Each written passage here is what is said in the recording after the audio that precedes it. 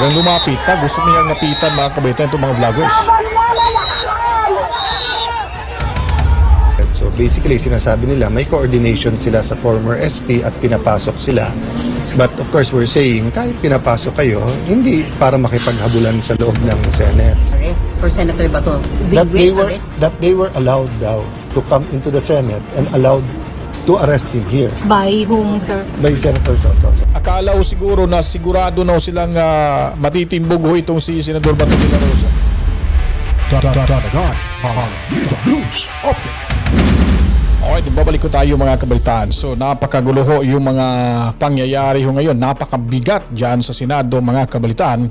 Kung saan po ay lumalabas ho talaga kung sino po yung mga traidor dyan sa Senado.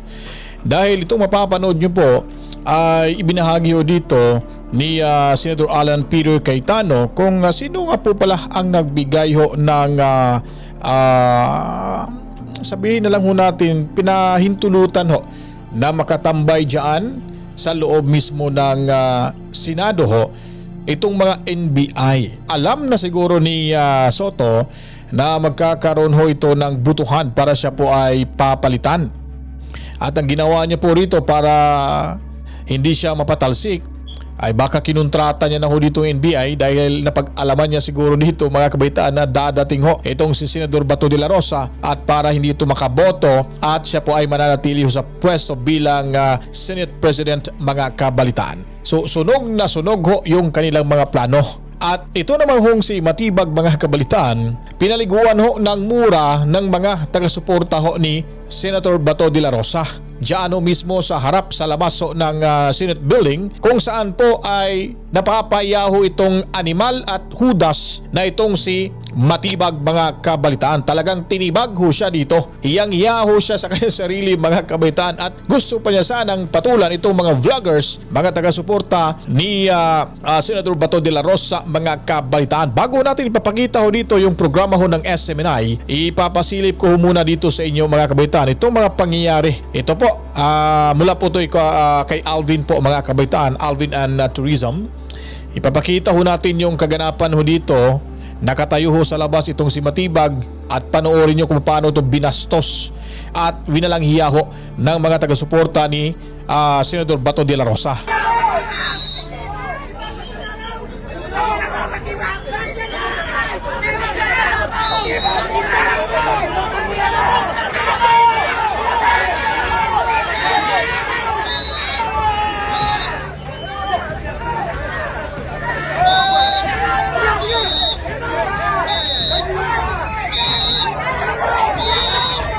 Talagang lumapit pa. Gusto niyang napitan mga kabaitan itong mga vloggers.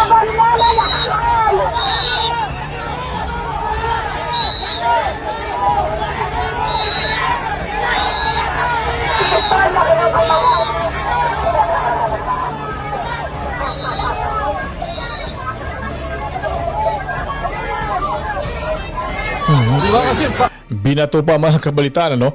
Alam niyo po, sa hindi pa po nakakaalam, itong si Matibag mga kabitaan, kumakalat na ho yung video nito na napaka-traitor at napaka-bastos, walang mudo ho at nagbabanta pa ho mga kabalitaan.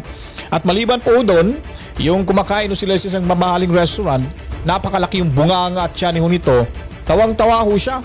Nagpalabas ho ng pera itong kasamahan ho nito na tila baga ay duda ng karamihan na mula ho ito sa maleta ni Tambuaya mga kabalitaan. Dati ho itong PDP laban. Siguro sa sobrang ambisyoso ho nito na ine-expect niyang siya po ay iluluklok sa isang posisyon na magiging hepe ba, sa sobrang ilusyonado nito at ambisyoso, gusto yata ito kaya nagkaroon ho ito ng posisyon dahil iniluklok ho ito ni Bobo M.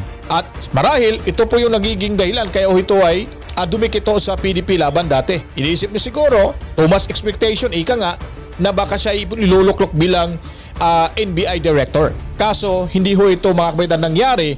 Kaya sa sobrang galit siguro, tumiwalag at trinaydor na ho yung kanyang dating kasamahan mga kabaitan sa PDP laban. Ganun ho talaga kahudas. Kung gaano po kahudas itong si Bobo M, Ganon ho rin yan kahudas mga kabalitaan, katraidor sa ating bayan itong si Matibag. Talagang titibagin ho ito ng mga DDS supporter nung ito pa ay talagang lumusob ho sa harap ng mga tao dyan sa labas na taga-suporta ni Tatay Digong, ni Bato de la Rosa, ni Inday Sara Duterte. Siguro talagang matitibag ho ito. Buti na nga lang, nagpapaawat lang, kunyari matapang, lulusob, tapos nagpapahawak, hindi tumuloy. Sabi niya pa rito nga, kung ano daw yung ugali ng mga vloggers dyan, ganun daw yung pang-uugali ng nag-uutos sa kanya o sa kanila dyan mga kabaitan. Ganun po, kawalang hiya itong si Matibag. Yung plano nilang pag-impeach kay Inday Sara Duterte, talagang malabo na ho mga kabaitan. Sunog na ho yung kanilang plano dahil may bago na ho tayong liderato dyan sa Senado mga kabalitaan. Meron pa po tayong papakita ho rito, isa pa pong video, no?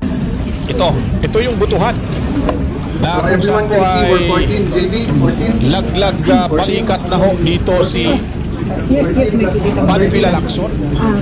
Itong si sino ba to? Si Kiko Pangilinan. Sino pa ba? Si Multivirus. Sino pa ba yung medyo matapang-tapang ko dyan? Okay lang naman kay Aquino ngayon, medyo hindi ko siya napapangitang gilas. At ngayon parang bumabalik yung tiwala ho natin, pero mag-ingat lang po tayo dito mga kapitan sa mga magkapatid na bilyan, no?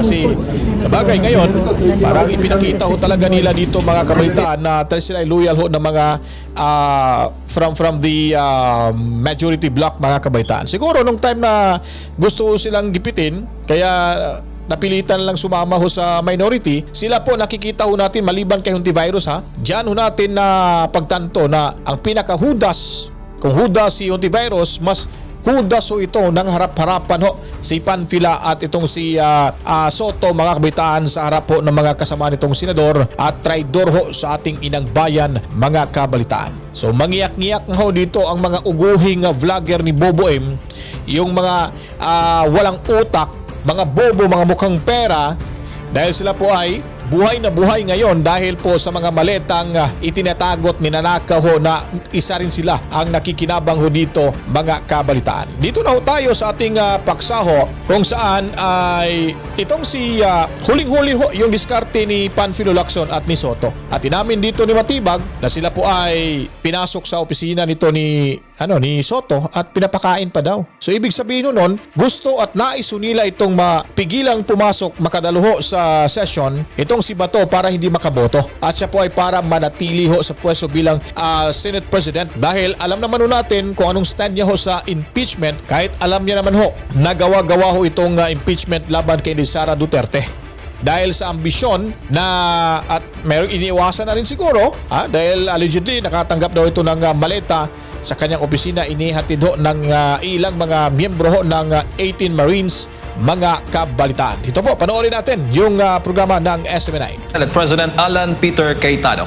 We're sorting out issues with the NBI. Tatlong issue, no? The manner and the way that yung warrant was executed. So basically, sinasabi nila may coordination sila sa former SP at pinapasok sila. But of course, we're saying kahit pinapasok kayo, hindi para makipaghabulan sa loob ng Senate.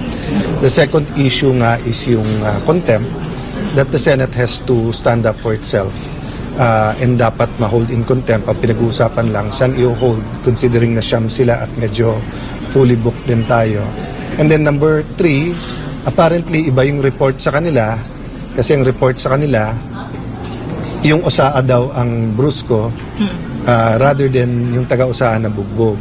So we're talking about fact-finding regarding that. So the senators are talking now. So as I said kanina, di ba, napaka-importante na level-headed tayong lahat, pero napaka-importante na klaro Senado. I mean, you know, this is not tabing kanto na, you know, will make excuses and May sinabi po ba sila? no, they're held in contempt. So it's a matter of saan siya they will pull out the NBI, but I'm sure that they have to report to their higher ups regarding the if they will continue to serve or they will follow our suggestion, which is to get a warrant of arrest from a Philippine court. Ayun, so ibig sabihin po, pero insistent ba sir yung NBI na makuha Hindi, sa Senator maganda Bato? naman yung usapan, pero may may kasama ko si Senator Amy, Senator Mercoleta, Senator Villar, Senator Pia. May iba't ibang opinion talaga kaya mahaba That's why we have to decide ano yung mga ibibigay sa Committee on Rules and Committee on Public Order at alin yung i-decide tonight.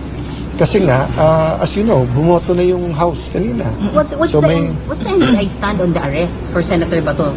That they were allowed daw to come into the Senate and allowed to arrest him here By whom, sir? by Senator Soto. And your decision, and what did you insist? I told him we have Senate Resolution 44 and I told him ang stand namin is you have to get a court order, an arrest order from a Philippine court, Okay. and you have to allow Bato to exhaust his legal remedies, and after exhausting all of that, only then will we convince him to surrender. And they will abide by that? We're in the process of talking about that. So may And stand even if he says yes now, I am sure he has to report to his higher ups. So there's a standoff? Hindi pa naman kasi sabi nila they're willing to pull out tonight. So that doesn't mean they won't be back tomorrow. If So they they will pull pull out out tonight, si Senator Bato stays in the building. Nag-uusap pa kami ni Senator Bato kung saan siya mas safe. Kasi nga kung dati speculation lang na baka habulin or hanapin siya.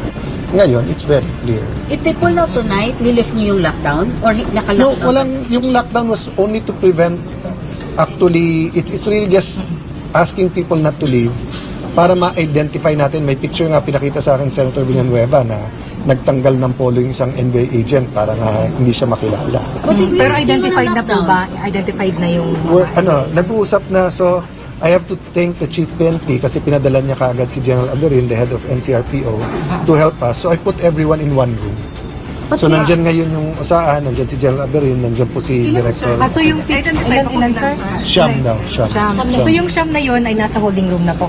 Nandito pa sa loob ng Senate pero wala pa sa holding room. Cited Kasi in wala nga contempt. tayong holding room. Cited in contempt na sila? Hindi, basta ang sabi ni USAA, hindi sila nakakalabas pa. Okay. So that's what I'm taking care of right now. Pero... No, they're held in contempt. Held in contempt. So our question only is where we will detain them. okay. So I'll report that back to you in a few minutes. So practically detained na, sir. Detained na. Yeah. Detained na. Unless may nakalabas na. Sir, so Kasi ongoing pa na-identify meeting na. with Matibag? Yes. Kasi sir, may yes. promotion na Sir, sir, yes. pa yung meeting, sir, with With, Matibag. Kunti. Okay. Ongoing pa meeting, sir, May meeting with pa. Yes. So inside the room is Director Matibag, General Aberin, and ang ating USAA. Then standby din yung Secretariat for the And what's there is the insisting to arrest Senator Bato? Tama? Hindi. They're allowed to arrest. To- Yun yung sinasabi nila. No. So, three issues. Issue number 1, warrant of arrest. Dalawa issue namin. 1, bakit sa loob ng Senate? 2, the manner. So, nag-explain sila but they will put it in writing na they coordinated daw at pinayagan daw sila ng dating leadership. Pero sabi ko, kahit pinayagan kayo sa loob ng Senate, hindi man siguro kayo pinayagan makipaghabulan. So, yun yung ongoing. So assured na walang arestuhan by tonight? Assured na walang More or less, I just have to seal yung usapan. Okay. Number 2 Okay.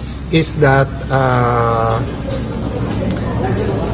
yung we explained that iba yung criminal, iba yung administrative.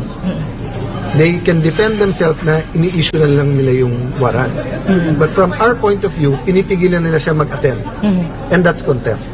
Kasi hindi mo pwedeng, hiwalay pa dyan yung nasa revised penal code na yung parliamentary immunity or whatever other crime.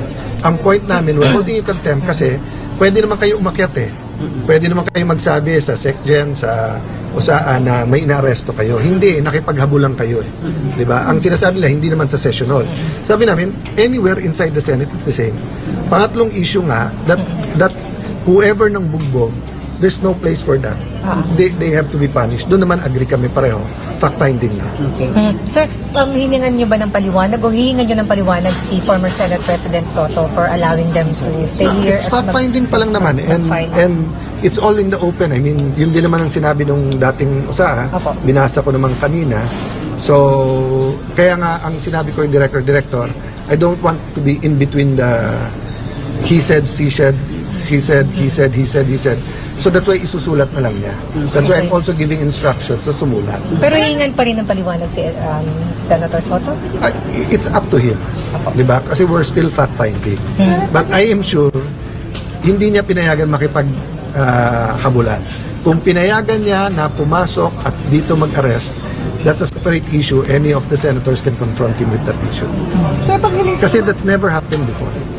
Sir, pag hindi siya umalis ng NBI, sir, mag-stay din ba ang senators dito sa Senate? I think we will find a solution. We have to find a solution. As I said, we're into 2 or 3 crises sabay-sabay, di ba? Sooner or later, dadating dito yung articles of impeachment. Do you want na ang pinag-uusapan pa rin natin si Sen Bato? Number 2, hindi ramdam ng lahat, but the delay in resolving the problem in Iran, Israel, and the U.S. conflict with Iran will continue to drive up prices. Diba? So it needs our immediate attention. I was reminded by the senators now, we have to fill up the committees. And so yung articles of impeachment, iakit ba bukas? So, I don't know. Tonight, sir. Ang trabaho lang namin is to receive it and then to act for pero it. May communication na commitment tonight? po. Wala, na so far, wala pang nagsasabi sa akin na may communication. pero kung matanggap po dito, definitely magko-convene kayo as impeachment court? We were talking already with the minority. I told them, lahat na tayo magbasa ng rules. Opo. Kasi mayroong nag-opinion na kailangan muna ipasa yung rules. May nag-opinion ng dati naman, sinunod lang yung dating rules. So, yun ang meeting ko after matapos. Okay. Pero definitely magko-convene as impeachment court. Pero definitely Alright, so klaro ho dito mga kabitaan na talagang may pakanaho at nagdadala ho ng gulo dyan sa Senado itong traidor at matandang ulupong na si Soto. Bakit po ba niya pinagbigyan at pinahintulutan ho itong NBI na papasok dyan sa Senado at ipapaaresto itong si Senador Bato de la Rosa? So ibig sabihin, hindi niya na ho ginalang yung batas, meron na ho silang resolution ho dyan, hindi na ho nila ginalang at hindi niya ho ginalang yung karapatan ni Senador Bato de la Rosa. At ano bang pakay ho nito? At ano ho bang intensyon? Dahil nga po sa kanilang intensyon na manatili ho sa pwesto para ituloy yung plano dyan sa Kongreso, mula sa Kongreso, papunta sa Senado na impeach itong si Sara Duterte. Panimula pa lang ho ito kung papaano ho napahiya o ang administrasyon dito mga kabalitaan. Ika nga, pinaplano pa lang nila ay pinagplanuhan din pala dyan sa Senado kung papaano ho ito susunugin mga kabalitaan. So makikita natin yung katraiduran talaga. Buti na lang napalitan ho ito at kawawa ho yung ating bansa. Baka ito lang yung magiging dahilan. Punot dulo ho ng kaguluhan sa ating bansa dahil hindi ho maaring walang magre-react na mga kaalyado ho ng mga Duterte. Lalo na dyan sa Mindanao mga kabalitaan. Napakadelikado hong ginawa dito ni Soto dahil isipin nyo po kaya niya pong gawin ito sa kanyang kapwa senador. How much more pa kaya sa atin hong mga ordinaryong mamamayang Pilipino na tumutulig sa ho, bumabatikos sa kanilang mga maling ginagawa ho sa ating inang bayan mga kabalitaan. So bago tayo magtapos, ipapakita ko muna sa inyo yung video ho ng habulan. For sure, meron pa hong iba na medyo hindi pa ho klaro.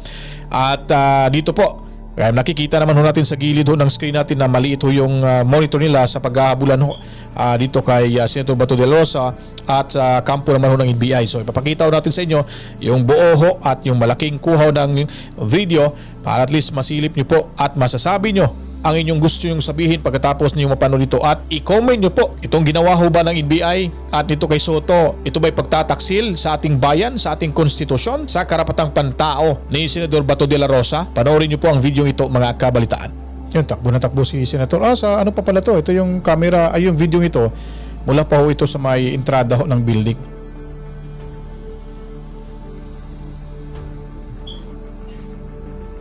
Lumingon pa si De La Rosa nung tumakbo siya. At yung ang mga nakasunod sa kanya ay mga ito, mga NBI yata to. May nakaputi ho parang pinauna si Senador Bato de la Rosa. Kasamahan niya siguro yon. Ito yung mga hudas na ito, sumusunod yung mga animal mga kabalitaan. Buti nga walang inatake dyan sa puso. Makaganti sana si Senator Bato de la Rosa dito. Talaga nagkahabulan talaga. Sinasadya ng gugulo talaga sila dyan mga kabalitaan.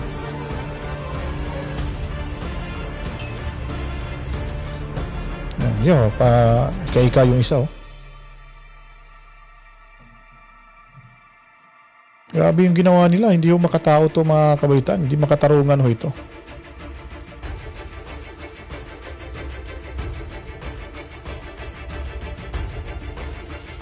Ito talaga hindi to katanggap-tanggap po kasi tama naman sinasabi dito ni kanina ho ni Senador Alan Peter Cayetano pwede naman ho silang pumunta doon sa Sergeant at Arms, pagpaalam na meron silang huhulihin. Hindi yung maghahabulan ho sila.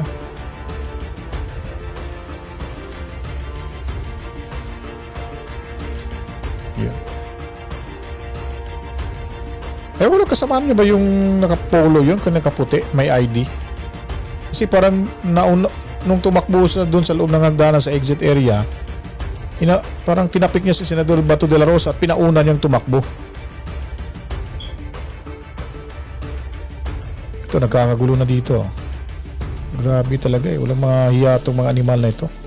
Kung ang gaano ho kabusado yung Pangulo ho natin si Bubuem, ganon din ho kabusado yung kanyang mga galamay. Kaya lumalaki yung mga ulo ho nila mga kabaitan, hindi ho mapipigilan to ni Bubuem dahil wala nga. Wala. As in, ewan ko lang kung yung mga decision making ho nito sa kanya ba talaga galing o talagang papit lang ho siya dyan sa Malacanang mga kabalitaan. Itong isa parang hinihingal. NBI yata to o naghihintay pa sa labas. NBI ito sigurado kasi may sling bag to, may baril sa loob dyan. Naisahan ho sila ni De La Rosa. Di ba yung mga pagpaplano ho nila dito mga kabitaan? Akala ho siguro na sigurado na ho silang matitimbog ho itong si Senador Bato de la Rosa.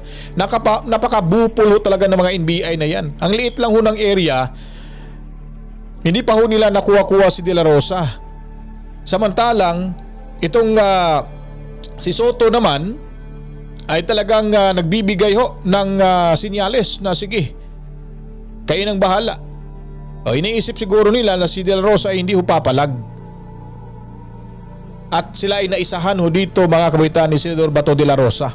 Pinagplanuhan ho nilang kunin si De La Rosa para hindi ho maka-attend dyan sa session, para hindi makaboto. Then pangalawa ho, pag nakuha ho si De La Rosa, sigurado ililipad ho ito sa Daig Netherlands. So ano po ba yung masasabi nyo dito kay Senator Soto at itong kay Pinky Lacson mga kabaitaan? Sigurado alam ho ng dalawang ito, di ba? Pag tataksil ho ito mga kabalitaan, makikita lumalabas ho talaga yung katrayduran nitong si Soto na allegedly ay tumatanggap rin ng isang maleta sa kanyang opisina at nakatanggap na sila ng ilang milyon ho noong kasagsagan pa ho ng pangangampanya sa sinasabi base o sa sinasabi ni Congressman Levisti mga kabalitaan. Di po ba? Ganon kakapal yung kaya mga pagmumuka na pinagtatakpan ho yung totoong mga mastermind sa mga nakawang pera sa ating kabanang bayan. At sigurado ho tayo dito pag nakuha muli yung chairmanship mga kabalitaan ng Blue Ribbon Committee ni Senador Rodante Marcoleta, talagang may kalalagyan na ho ito mga kabaitan. Sigurado si Soto, may kalalagyan to, may kaso pa to sa Supreme Court.